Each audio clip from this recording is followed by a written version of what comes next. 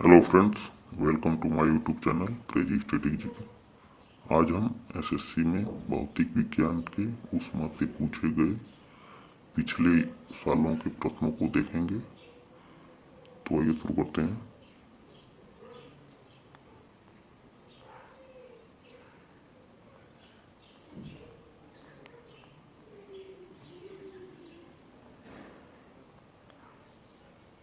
इसमें पहला प्रश्न है, तापगतिकी का प्रथम नियम सामान्यतया किससे संबंध है?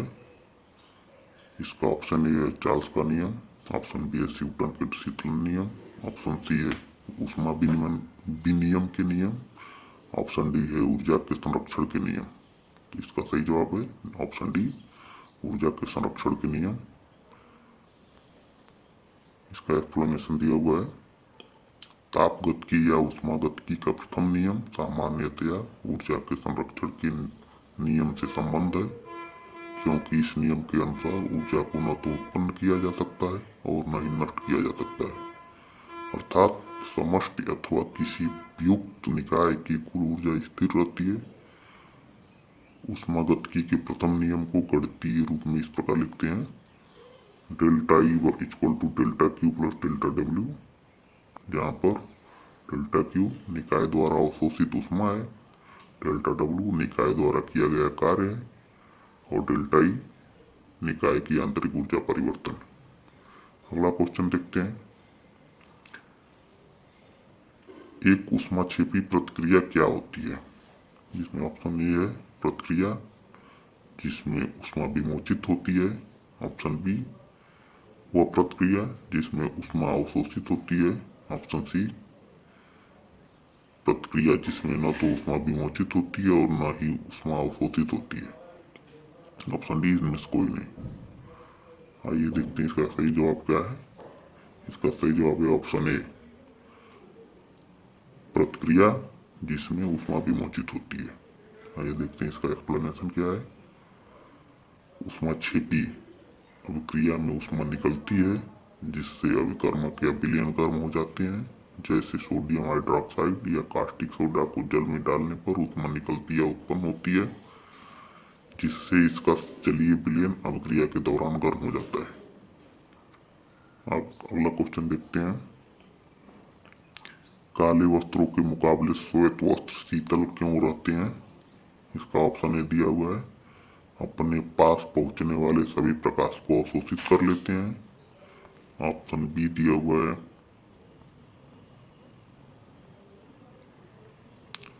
उनके पास जो भी प्रकाश पहुंचता है उसे वे परावर्तित कर देते हैं, ऑप्शन सी दिया है प्रकाश भेदन नहीं होने देते हैं, ऑप्शन डी है सूर्य के प्रकाश को पूर्णतया शीतल कर देते हैं। इसका सही जवाब है ऑप्शन बी, उनके पास जो भी प्रकाश पहुंचता है उसे परावर्तित कर देते हैं। आइए देखते हैं इसका एक्सप्लेनेशन।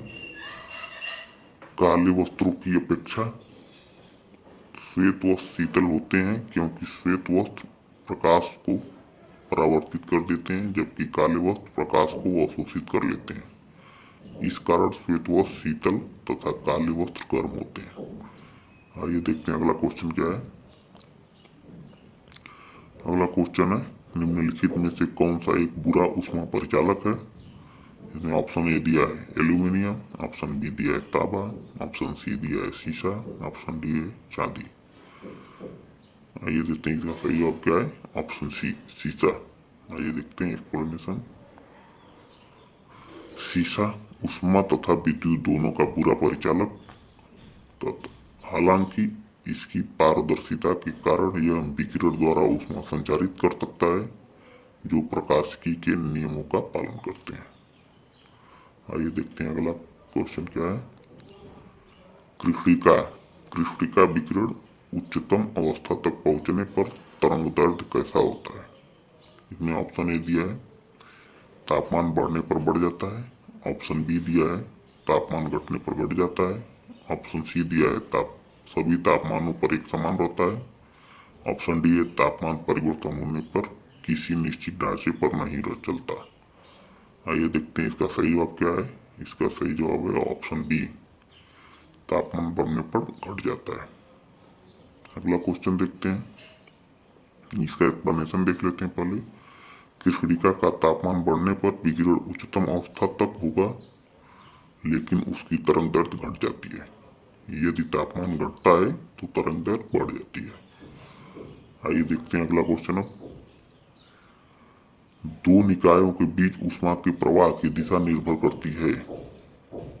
ऑप्शन ए है उनकी विशिष्ट ऊष्मा पर, ऑप्शन बी है उनकी गुप्त ऊष्मा पर, ऑप्शन सी है उनके अपने तापमान पर, ऑप्शन डी है ऊष्मा की अपनी अपनी मात्रा पर। इसका सही जवाब है ऑप्शन सी। आइए देखते हैं इसका एक्सप्लेनेशन। किसी भी दो निकायों के बीच ऊष्मा का प्रवाह उन निकायों के तापांतर के कारण होता है। ऊष्मा हमेशा उच्च ताप की वस्तु से निम्न ताप की वस्तु की ओर जाती है और कुछ समय बाद उन्हें समान ताप पर ले आती है। आइए देखते हैं अगला क्वेश्चन। प्लैंक के अचर में किसकी विमाएं होती हैं? ऑप्शन ए रैखिक गति, ऑप्शन बी है कोणीय गति, ऑप्शन सी है बल, ऑप्शन डी है ऊर्जा। आइए देखते हैं इसका सही जवाब क्या है। इसका सही जवाब है ऑप्शन बी कोणीय गति। आइए देखते हैं इसका एक्सप्लेनेशन क्या दिया है। प्लैंक के अचर में कोणीय गति की विमाएं होती हैं। वस्तुतः प्लैंक अचर ऊर्जा एवं आवृत्ति में संबंध स्थापित करता है, अर्थात H equal to E upon nu. यहाँ H प्लैंक अचर है, प्लैंक कांस्टेंट है, V न्यू आवृत्ति है।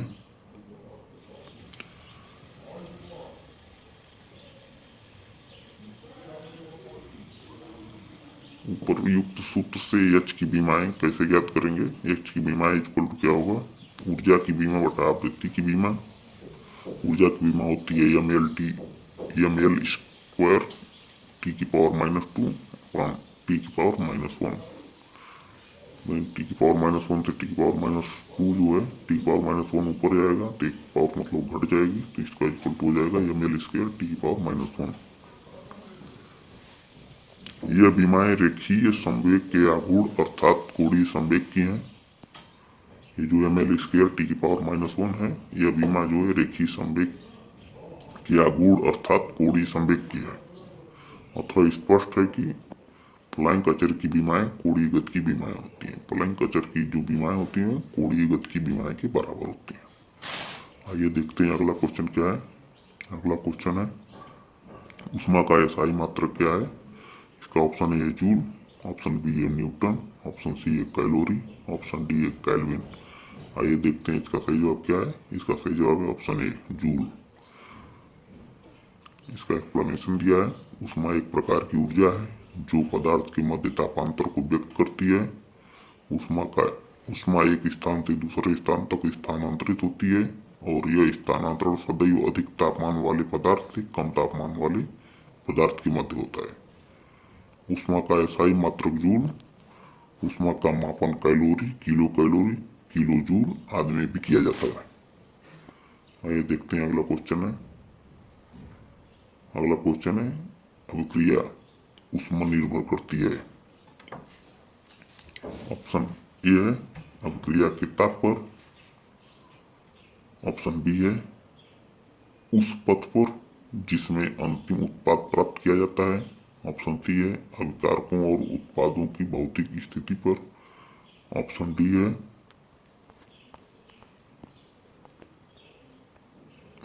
है चाहे अभिक्रिया स्थिर दाब पर की गई है या स्थिर आयतन पर। इसका सही जवाब है ऑप्शन बी। इसका सही जवाब है ऑप्शन बी। ऑप्शन बी है उस पथ पर जिसमें अंतिम उत्पाद प्राप्त किया जाता है। तो आइए देखते हैं इसका एक्सप्लेनेशन क्या है। इसका एक्सप्लेनेशन है अभिक्रिया के ताप पर अभिकारकों और उत्पादों की भौतिक स्थिति तथा स्थिर दाब और स्थिर आयतन पर निर्भर करती है। जबकि अभिक्रिया ऊष्मा उस पथ पर जिससे अंतिम उत्पाद प्राप्त किया जाता है निर्भर नहीं करती। अभिक्रिया से उत्पन्न होने वाली ऊष्मा अभिक्रिया के अभिकारकों और उत्पादों की भौतिक स्थिति पर निर्भर करती है। आइए देखते हैं अगला क्वेश्चन है, दो धातुओं का सोल्डरन किसके गुण के कारण संभव है? इसका ऑप्शन ए है परासरण, ऑप्शन बी है श्यानता, ऑप्शन सी है पृष्ठीय तनाव, ऑप्शन डी है असंजन। इसका सही जवाब है ऑप्शन डी असंजन। इसका एक्सप्लेनेशन दिया हुआ है, दो धातुओं का सोल्डरन असंजन के गुण के कारण होता है जब दो धातुओं के जोड़ पर ऊष्मा उत्पन्न करते हैं तो सोल्डरन धातु पिघलती है और जोड़ के बीच केशिकत्व के गुण के कारण सक्रिय जगह में प्रवेश करती है। आइए देखते हैं अगला क्वेश्चन क्या है। अगला क्वेश्चन है, किसी धातु को पाचन सामग्री के रूप में प्रयोग करने के लिए निम्न में से कौन सी कसौटी अपनाई जाती है? ऑप्शन ए है न्यून ऊष्मा चालकता, ऑप्शन बी है वैद्युत ऊष्मा चालकता, ऑप्शन सी है अधिक विशिष्ट ऊष्मा, ऑप्शन डी है अधिक ऊष्मा चालकता। आइए देखते हैं इसका सही जवाब क्या है। ऑप्शन सी अधिक विशिष्ट ऊष्मा। आइए देखते हैं इसका एक्सप्लेनेशन, किसी धातु को पाचन सामग्री के रूप में प्रयोग करने के लिए अधिक विशिष्ट ऊष्मा की आवश्यकता होती है। अगला क्वेश्चन देखते हैं। अगला क्वेश्चन है, भीषण सर्दी में ठंडे देशों में पानी की पाइपें फट जाती हैं, क्यों? ऑप्शन ए है क्योंकि जमने पर पानी फैलता है, ऑप्शन बी है पानी की पाइपों के संकुचन के कारण, ऑप्शन सी है उच्च वायुमंडलीय दाब के कारण, ऑप्शन डी है उपरोक्त सभी के संयुक्त प्रभाव से। ये देखते हैं इसका सही जवाब क्या है। इसका सही जवाब है ऑप्शन ए, क्योंकि जमने पर पानी फैलता है। आइए देखते हैं इसका एक्सप्लेनेशन, ठंडे देशों में सर्दी के मौसम में तापमान जब 0 डिग्री सेंटीग्रेड से कम हो जाता है तब पानी जमने लगता है। पानी के जमने पर उसके आयतन में प्रसार होता है।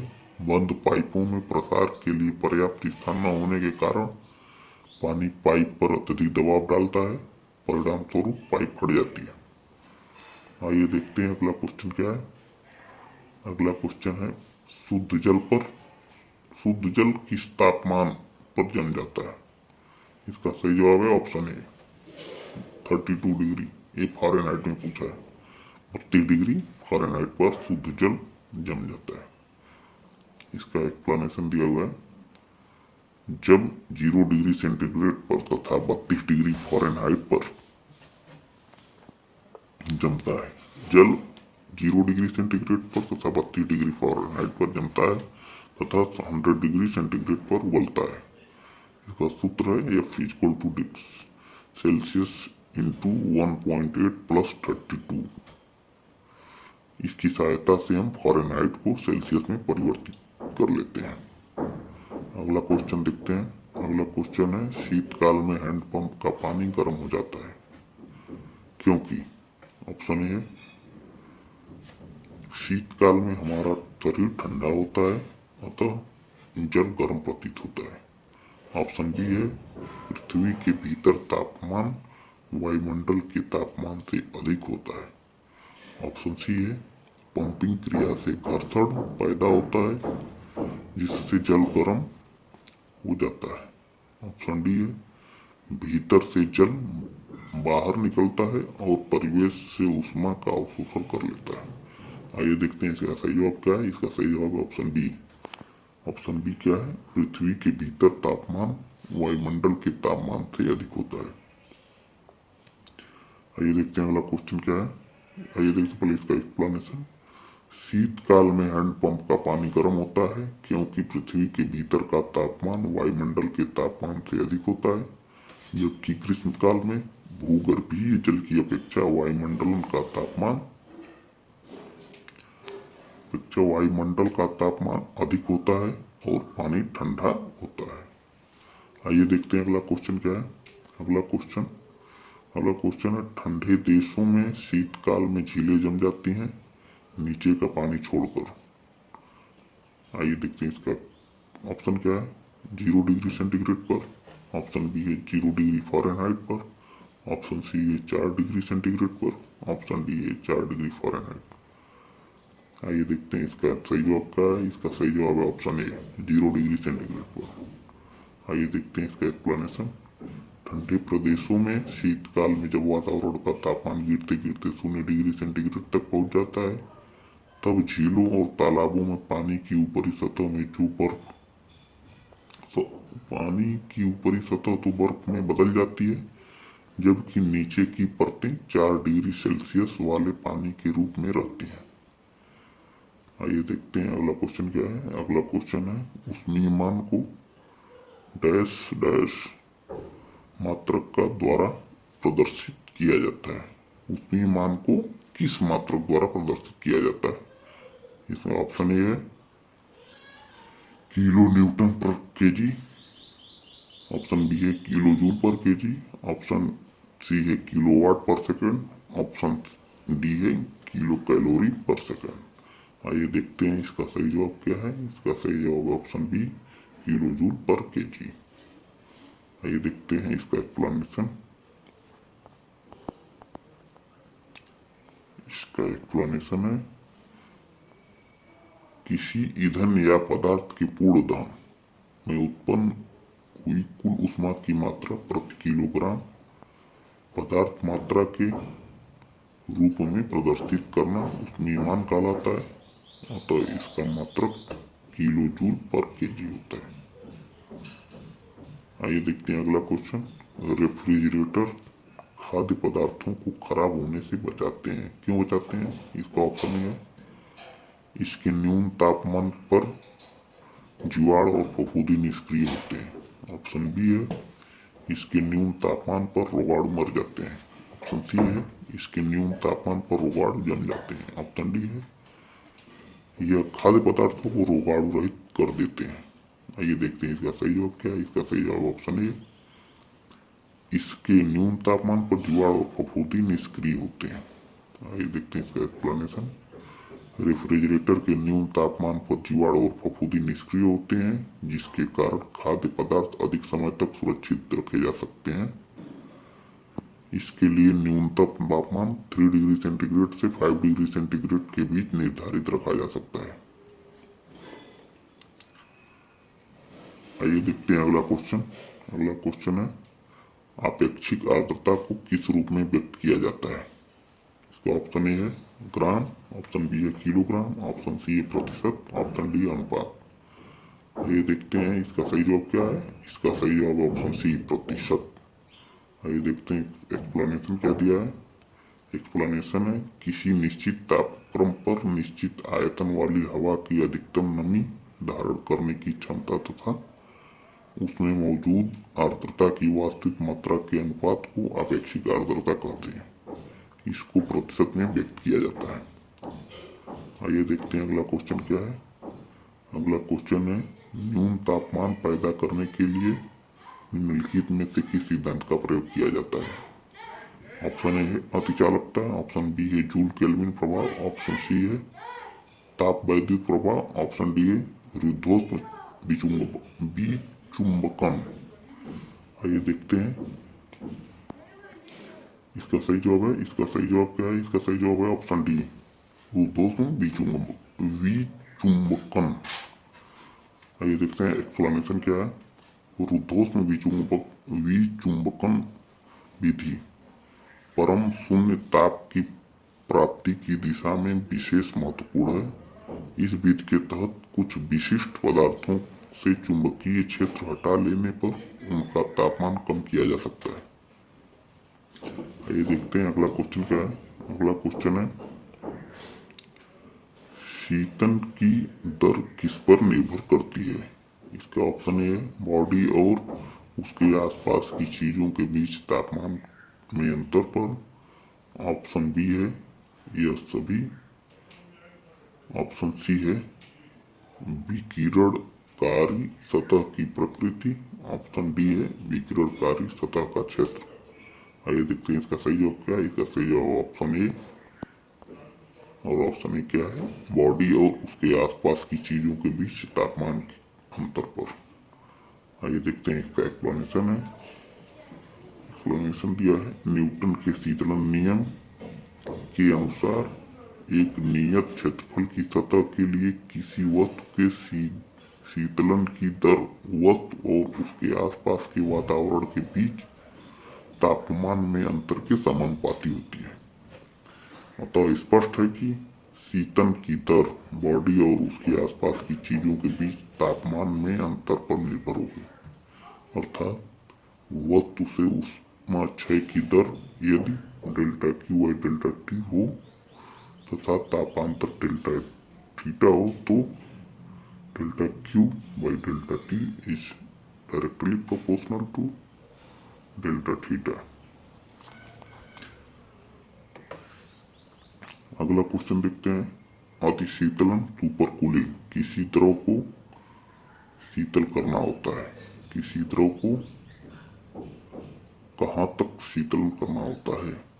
ऑप्शन ए गलनांक से नीचे, ऑप्शन बी है हिमांक से नीचे, ऑप्शन सी है गलनांक पर, ऑप्शन डी है गलनांक से ऊपर। ऑप्शन बी इसका सही जवाब है, हिमांक से नीचे। आइए देखते हैं एक्सप्लेनेशन क्या है। किसी द्रव या गैस को बिना ठोस बनाए ही उसका ताप हिमांक से कम करना अतिशीतलन कहलाता है। अधिकांश द्रव यदि पूर्णतः स्वच्छ बर्तन में बहुत धीरे धीरे ठंडे किए जाएं तो अपने सामान्य हिमांक से नीचे बिना क्रिस्टलीकृत हुए पहुंच जाते हैं। यह क्रिया अतिशीतलन कहलाती है। अगला क्वेश्चन देखते हैं। अगला क्वेश्चन है, जल का क्वथनांक उच्च तुंगता पर किस कारण से घट जाता है। इसका सही जवाब, इसका ऑप्शन है, ऑप्शन ए है निम्न तापमान, ऑप्शन बी है निम्न वायुमंडलीय दाब, ऑप्शन सी उच्च तापमान, ऑप्शन डी उच्च वायुमंडलीय दाब। इसका सही जवाब है ऑप्शन बी निम्न वायुमंडलीय दाब। इसका एक्सप्लेनेशन है, जल का क्वथनांक उच्च तुंगता अधिक ऊंचाई पर निम्न वायुमंडलीय दाब के कारण घट जाता है, क्योंकि ऊंचाई के बढ़ने के साथ ही वायुमंडलीय दाब कम हो जाता है। आइए देखते हैं अगला क्वेश्चन। नेक्स्ट क्वेश्चन है, जब किसी पाषाण खंड को पानी में डुबाया जाता है तो वह समान डैश में पानी को विस्थापित कर देता है। ऑप्शन ए है घनत्व, ऑप्शन बी है विशिष्ट गुरुत्व, ऑप्शन सी है द्रव्यमान और ऑप्शन डी है आयतन। इसका सही जवाब है ऑप्शन डी आयतन। जब किसी पाषाण खंड को पानी में डुबोया जाता है तो वह समान आयतन में पानी को विस्थापित कर देता है। अगला क्वेश्चन देखते हैं, जल का घनत्व 1 ग्राम पर सीसी है। यह बिल्कुल सही है। कब सही है भाई ये। ऑप्शन ए है 0 डिग्री सेंटीग्रेड पर, ऑप्शन बी है 4 डिग्री सेंटीग्रेड पर, ऑप्शन सी है 25 डिग्री सेंटीग्रेड पर, ऑप्शन डी है 100 डिग्री सेंटीग्रेड पर। आइए देखते हैं इसका सही जवाब क्या है। इसका सही जवाब ऑप्शन बी 4 डिग्री सेंटीग्रेड पर। अगला क्वेश्चन देखते हैं। अगला क्वेश्चन है, बादल किस कारण वायुमंडल में तैरते हैं। इसका ऑप्शन ए है निम्न दाब, ऑप्शन बी है निम्न घनत्व, ऑप्शन सी है निम्न श्यानता, ऑप्शन डी है निम्न तापमान। आइए देखते हैं इसका सही जवाब क्या है। इसका सही जवाब ऑप्शन बी निम्न घनत्व। आइए देखते हैं अगला क्वेश्चन। इसका एक्सप्लेनेशन दिया हुआ है, वीडियो पॉज करके आप पढ़ सकते हैं। ऑप्शन बी है इसका सही जवाब। अगला क्वेश्चन देखते हैं। अगला क्वेश्चन है, निम्नलिखित में से अधिक जलन किसमें पैदा होती है। ऑप्शन ए है उबलता हुआ पानी, ऑप्शन बी है गर्म पानी, ऑप्शन सी है भाप, ऑप्शन डी है पिघलती हुई प्लावी बर्फ। इसका सही जवाब है ऑप्शन सी भाप, क्योंकि भाप की ऊष्मा बहुत ज्यादा होती है, सबसे ज्यादा होती है। आइए देखते हैं अगला क्वेश्चन। अगला क्वेश्चन है 27 नंबर, उबलते जल द्वारा जलने की तुलना में भाप से जलना अधिक कष्टदायक होता है। क्यों होता है, अधिक करता है? इसका ऑप्शन ए, भाप का ताप बहुत अधिक होता है। ऑप्शन बी, भाप एक प्रकार से गैस है तथा यह काय को शीघ्रतापूर्वक निमग्न करती है। ऑप्शन सी है, भाप में गुप्त ताप होता है। ऑप्शन डी है, शरीर के काय में उपस्थित छिद्रों द्वारा भाप आसानी से प्रवेश कर जाती है। इसका सही जवाब है ऑप्शन सी, भाप में गुप्त ताप होता है। भाप में गुप्त ताप होता है। अगला क्वेश्चन देखते हैं 28, निम्न में से किसमें संवहन होता है? ऑप्शन ए है, केवल ठोसों और द्रवों में। ऑप्शन बी, केवल द्रव और गैसों में। ऑप्शन सी, केवल गैसों और ठोसों में। ऑप्शन डी, ठोसों, द्रवों, गैसों में। इसका सही जवाब है ऑप्शन बी, केवल द्रव और गैसों में। ये देखते हैं अगला क्वेश्चन। अगला क्वेश्चन है, निम्नलिखित में से कौन कौन से द्रव का वाष्पन अधिक तीव्रता से होता है? इसका ऑप्शन ए है, मिट्टी का तेल। ऑप्शन बी, जल। Option C, alcohol. Option D, petrol.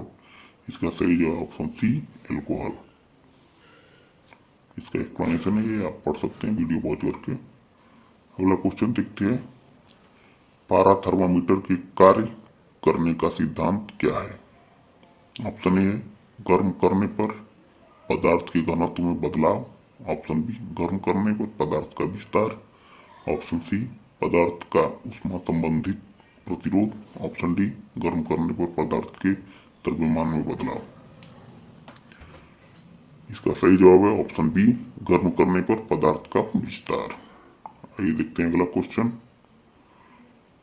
अगला क्वेश्चन है, इनमें से किसमें क्रायोजेनिक इंजन का उपयोग किया जाता है? इसका ऑप्शन ए है, रॉकेट प्रौद्योगिकी में। ऑप्शन बी, नौसेना जहाजों को चलाने के लिए।